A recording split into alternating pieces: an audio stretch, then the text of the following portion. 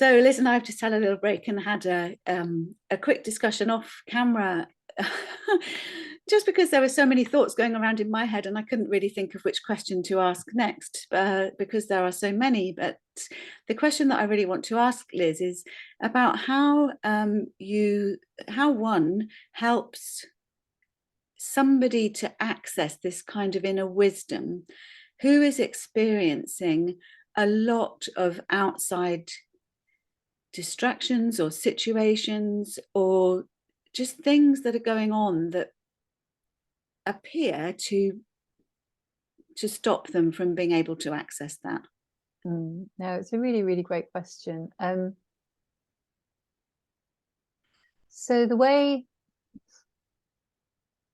that I see it, and I'm just imagining people in my life that might fit that bill, Sally, so I can give you an experience from my life, as opposed to a theoretical one that I'm kind of pulling out the air. But what I've noticed for me is that the most fundamental part of this equation, which is where we want to help somebody else, is really realizing something absolutely true within myself. Like that for me is the starting point. Like I go into, so if I'm supporting someone that's in a lot of mental turmoil, say it's just a friend or a family member, so it's not a client who's come along and is paying me to listen to them, I find that I am most helpful when I kind of remind myself, or I look within and I settle in myself, and I have a felt experience of that space within me I was talking about earlier. Let's call it natural wisdom. It's quite a nice language for me at the moment to express it, that natural wisdom within me, so that it's almost like I am in that space as I am present to the person that I'm with. It seems to me that in itself is the it kind of resonates at some level. And from that space, I know, like I absolutely know, not like I hope and I'm kind of believing it as a good idea. I absolutely know that what I am experiencing, which is this settled space of wisdom, of resilience, of trust, maybe, is that trust, all of that is not in me, Liz. That is the life energy that we are all made of. So it's in that person that is lost in their thinking as well. Now it sounds like I'm kind of got this linear little checklist I go through. I'm not saying that, I'm just explaining it to you. Yeah. But it's like I kind of go, I feel it, and then it's like, well, they just lost sight of that themselves. That's what's happened.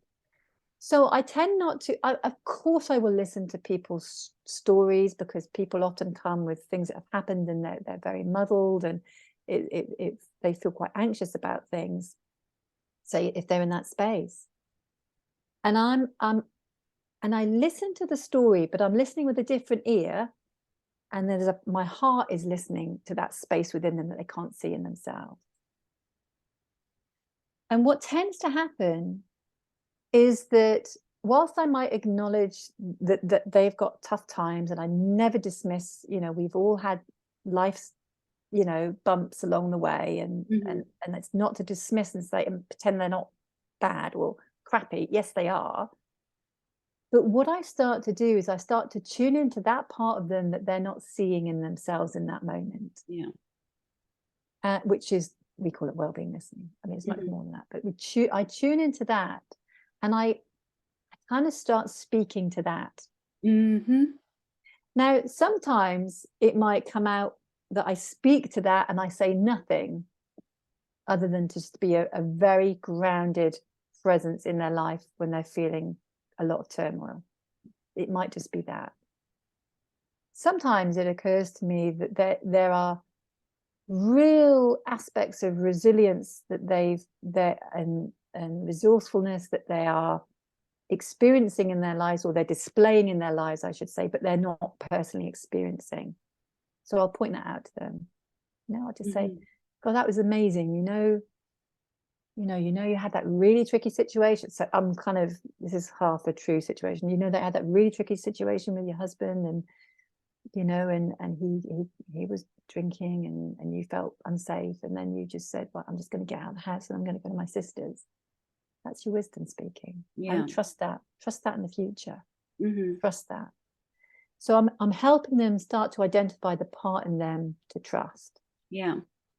So that gives you a bit of a sense of, or if somebody, for example, is experiencing, I don't know, depression, or they don't want to get out of bed, and then you find that they there they are, they're going for a walk, or you notice them and you just say, oh wow, well done for, I bet it would have been so easy to stay at home today, but you got out and you came out, well done. And I'm not saying that in a trite way. I really feel it for them. I kind of go, wow, well done. That was amazing. And it does something when we listen to people in that way. It really does. And I'm sensing that part of the key is that it is just that settling. It's actually just having the space or the time to be able to settle. And that often people whose lives may be in turmoil would find it difficult to find that time to settle with somebody who is able to listen to them so closely, or to listen to themselves. In fact, they don't have the time to do that. They haven't learned that that's what they need. They haven't learned that they need that space in order to be able to access the inner wisdom which is really there. Yes, I think we, as a society, maybe we habituate the idea that you need to overcome unsettled thinking with more thinking. Yes. Yeah. And we're saying, well, it's the opposite. It's almost like, when you're, I've never experienced it, but I understand if you get stuck in a riptide, you initially want to fight the riptide to try and get back to shore. And the last thing that you think you ought to do is just go with it, because you need to get out of the energy of the current in order then to, and I sort of go like this, because then eventually you'll be able to swim back to shore. And it's a bit like that with our thinking. When we engage with unsettled thinking, unless we intuitively know, or we deeply know, or we are acquainted with this wisdom within ourselves, we kind of try and counter it with more thinking. That's kind of what we've been habituated to do. So even if somebody is in a space where they are in mental turmoil, they don't need to carve out physical time in their diary, for example, to have quiet time or me time. It's just recognizing that their emotional feelings will let them know when they're in unsettled thinking. And that is a brilliant sort of flag, or what would you call it? An alarm? A signal. Signal is the word. A signal that's not telling you to get rid of the thinking. It's telling you to look back within to that grounded space within you. And that's ultimately what this is about. Is like we're supporting people in understanding the nature of how it works, which is we're human. We'll have unsettled thinking. We get more unsettled the more we try and fix that thinking. And if we don't realize that actually we're okay, like at the level of natural wisdom, we're okay. And that's the space to look for. And then we can find a way through the challenges that we have in life. We all have challenges in the best way possibly that we can. And so that's ultimately what we're we're exploring. Yeah, I think that's lovely, Liz. And I think perhaps that's a really lovely place to leave the conversation, because we could talk all day, and sometimes we do. Yes. But I think I know that you've written your book, To Listen Is to Love, To listen is to love. love Yeah, is I was the going to right. see if I had a copy here, which would have been very handy just to hang Well, up. Oh, I have. Look. Oh, look at this. and I've got one somewhere. Yeah, there it is. So yeah, There we lovely. go. So Liz's book, To Listen Is to Love, Yeah. explains. Lovely illustrations in it. Got my friend to Yeah. illustrate it as well. Yeah. And that's available in bookshops, and is it available on Amazon? Okay, it's a bit of a hidden one. So it's in the Ivy Bridge bookshop. It's on my website. My preference is cheaper to buy it on my website than it is through Amazon. So I would just recommend So you I'll buy put it. I'll put the links for your website and things for people to see at the end of this. And then if people would like to get involved in wellbeing listening, they can do that, and that information's on your website as well, isn't it, Liz? Yeah. And obviously, if anybody wanted to get in touch with you about coaching for themselves, then they can do that too.